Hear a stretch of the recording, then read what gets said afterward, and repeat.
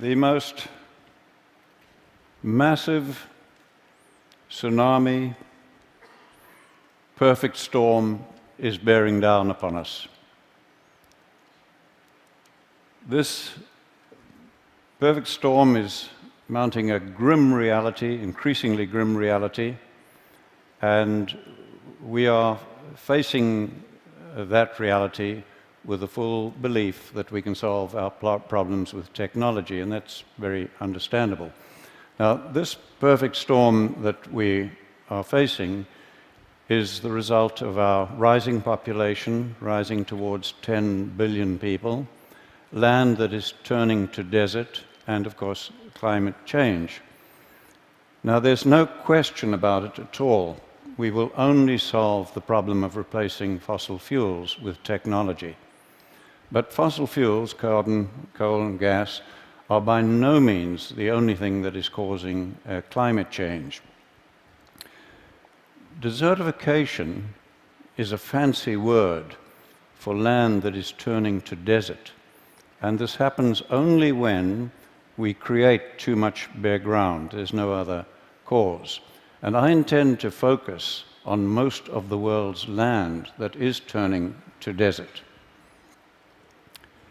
But I have for you a very simple message that offers more hope than you can imagine.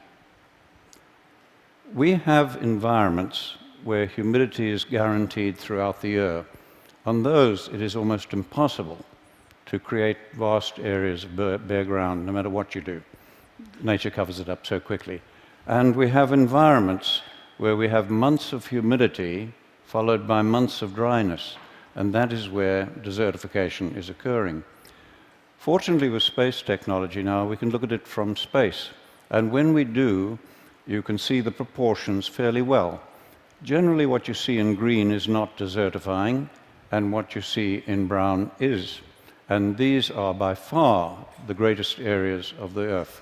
About 2/3, I would guess, of the world is desertifying. I took this picture in the Tihama Desert while 25 millimeters, that's an inch of rain, was falling. Think of it in terms of drums of water, each containing 200 liters.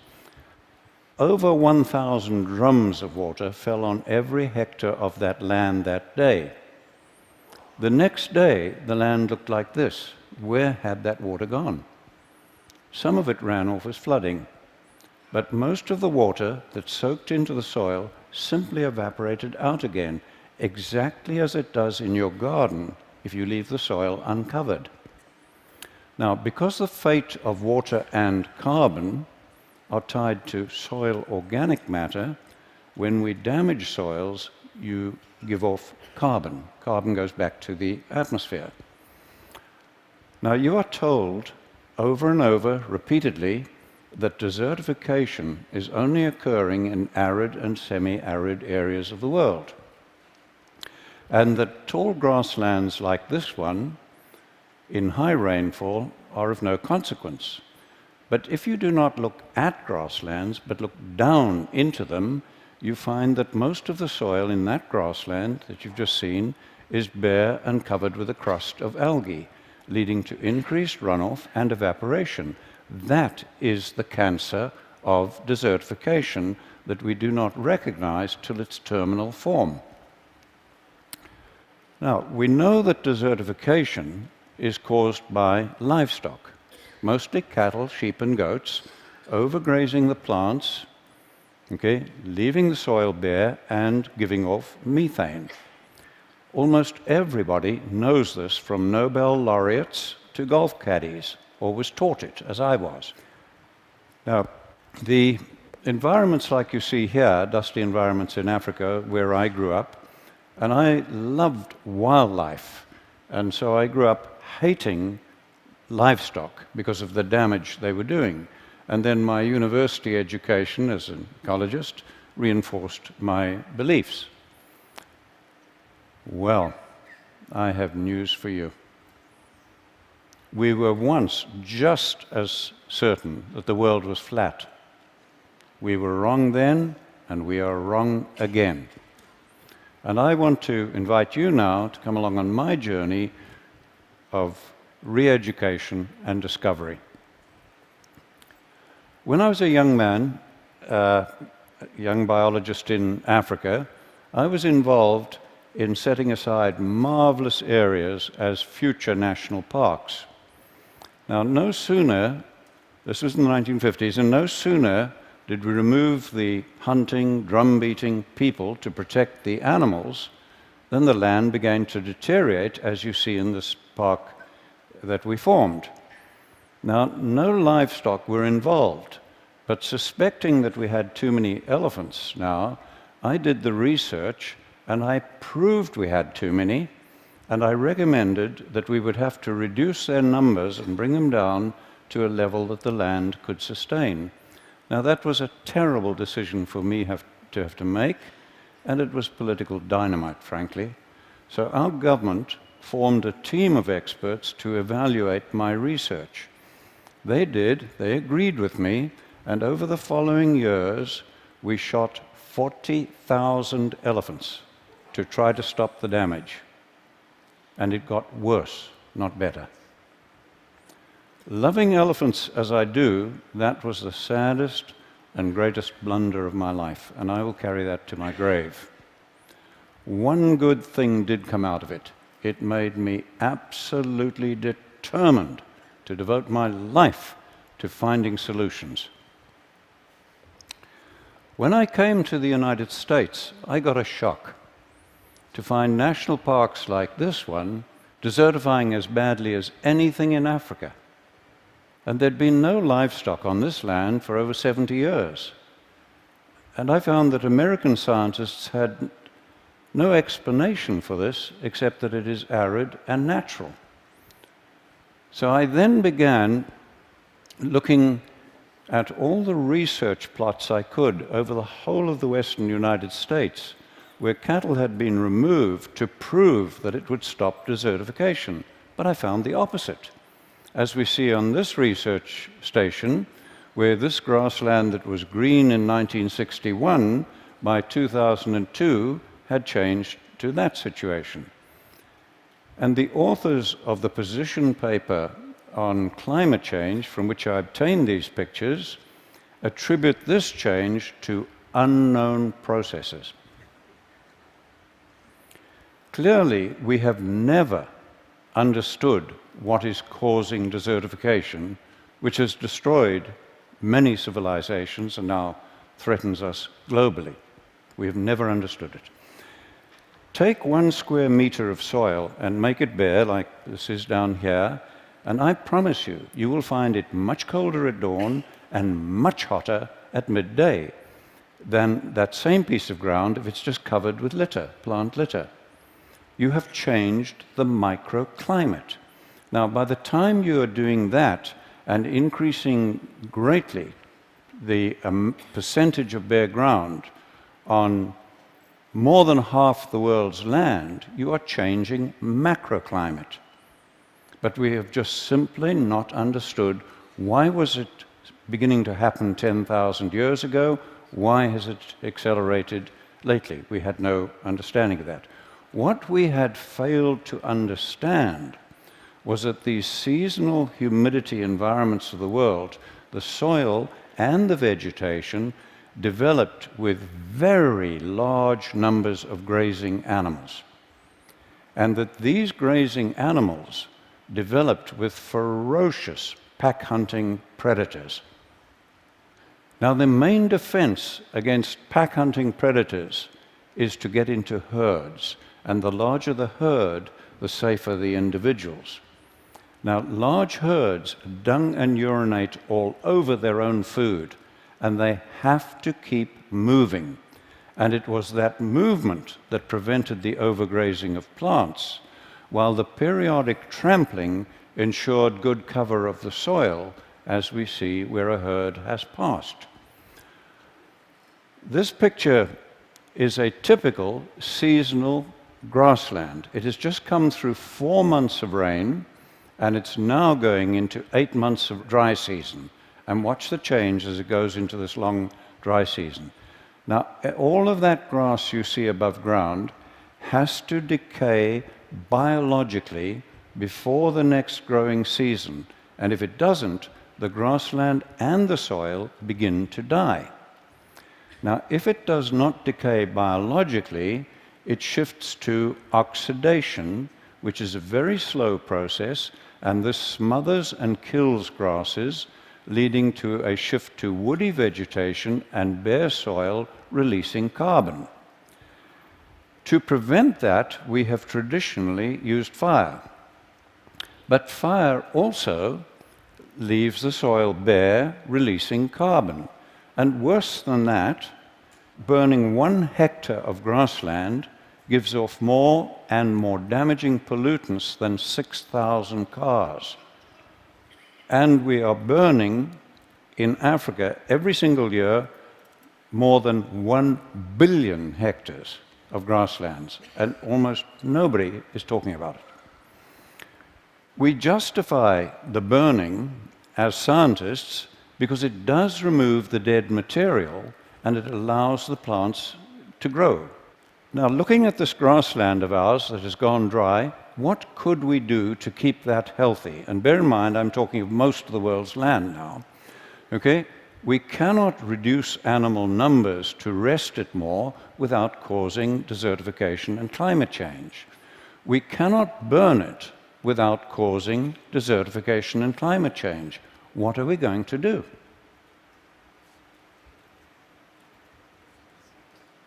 There is only one option.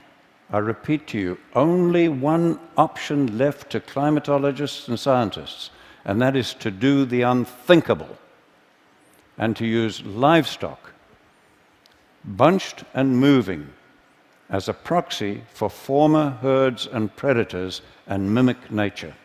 There is no other alternative left to mankind. So let's do that.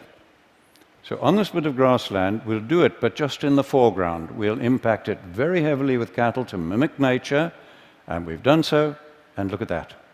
All of that grass is now covering the soil as dung, urine, and litter or mulch, as every one of the gardeners amongst you would understand, and that soil is ready to absorb and hold the rain, to store carbon, and to break down methane. And we did that without using fire to damage the soil, and the plants are free to grow. When I first realized that we had no option as scientists but to use much vilified livestock to address climate change and desertification, okay, I was faced with a real dilemma. How were we to do it? We'd had 10,000 years of extremely knowledgeable pastoralists bunching and moving their animals, but they had created the great man-made deserts of the world. Then we'd had 100 years of modern range science, and that had accelerated desertification, as we first discovered in Africa and then confirmed in the United States, and as you see in this picture of land managed by the federal government.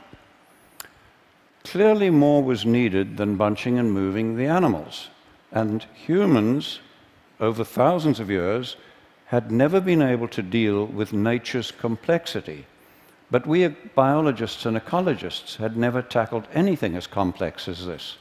So rather than reinvent the wheel, I began studying other professions to see if anybody had. And I found there were planning techniques that I could take and adapt to our biological need, and from those I developed what we call holistic management and planned grazing, a planning process. And that does address all of nature's complexity and our social, environmental, economic complexity.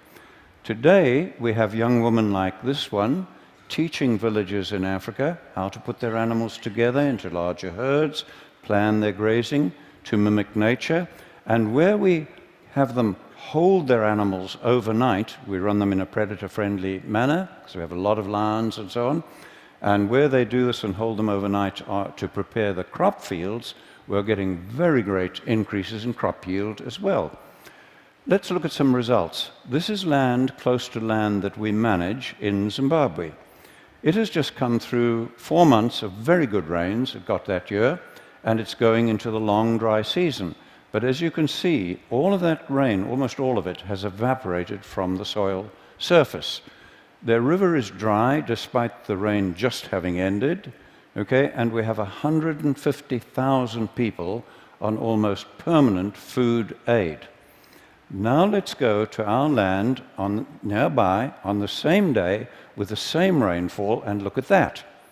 Our river is flowing and healthy and clean, it's fine. The production of grass, shrubs, trees, wildlife, everything is now more productive, and we have virtually no fear of dry years. And we did that by increasing the cattle and goats 400%, planning the grazing to mimic nature and integrate them with all the elephants, buffalo, giraffe, and other animals that we have. But before we began, our land looked like that. This site was bare and eroding for over 30 years, regardless of what rain we got. Okay? Watch the marked tree and see the change as we used livestock to mimic nature. This was another site where it had been bare and eroding, and at the base of the marked small tree, we had lost over 30 centimeters of soil. Okay? And again, watch the change just using livestock to mimic nature. And there are fallen trees in that now because these are now, the better land is now attracting elephants, etc. This land in Mexico was in terrible condition, and I've had to mark the hill because the change is so profound.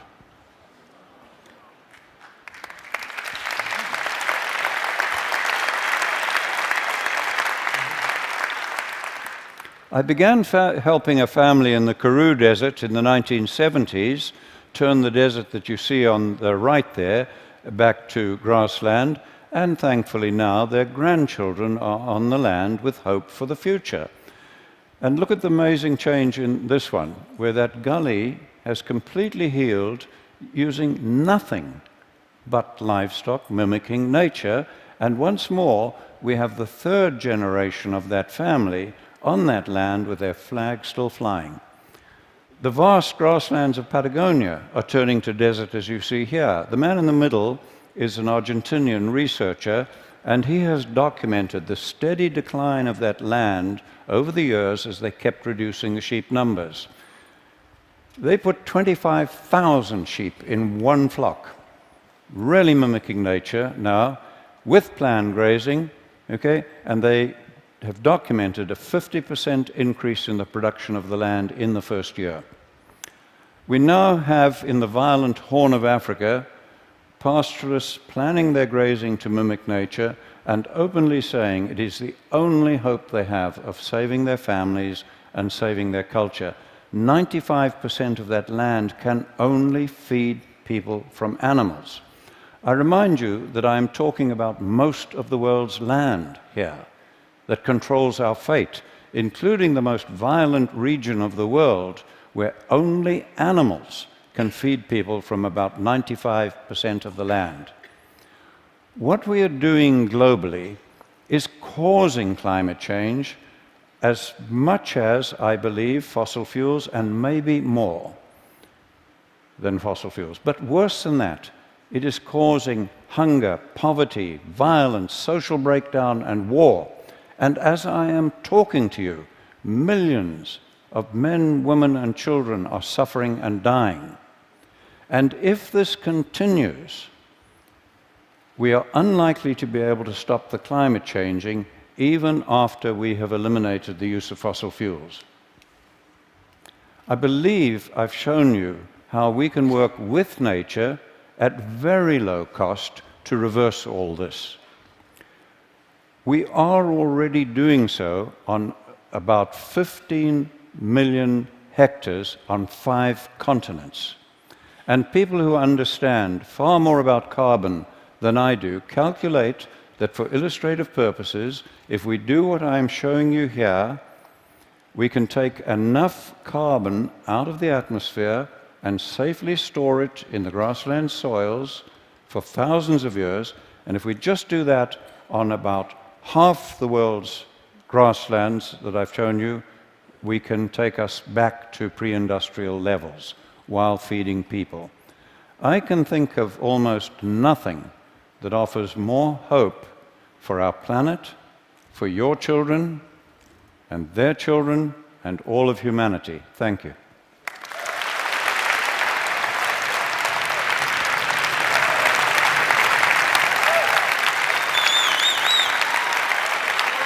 Thank you. Well.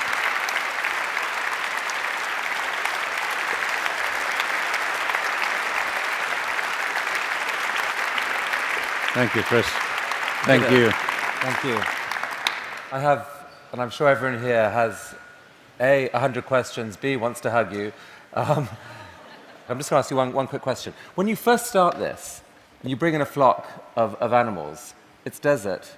What do they eat? How does that part work? How do you start? Well, we've done this for a long time, and the only time we have ever had to provide any feed is doing mine reclamation, where it's 100% bare. But many years ago, we took the worst land in Zimbabwe, where I offered a £5 note in a 100-mile drive if somebody could find one grass in a 100-mile drive.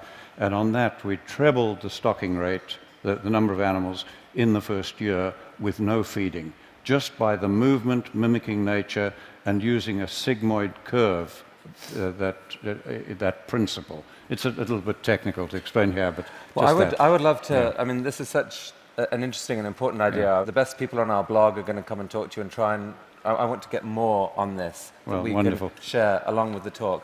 That is an astonishing talk, truly an astonishing talk, and I think you heard that we all are cheering you on your way. Thank you so much. Well, thank you all. Thank you all. Thank you, Chris.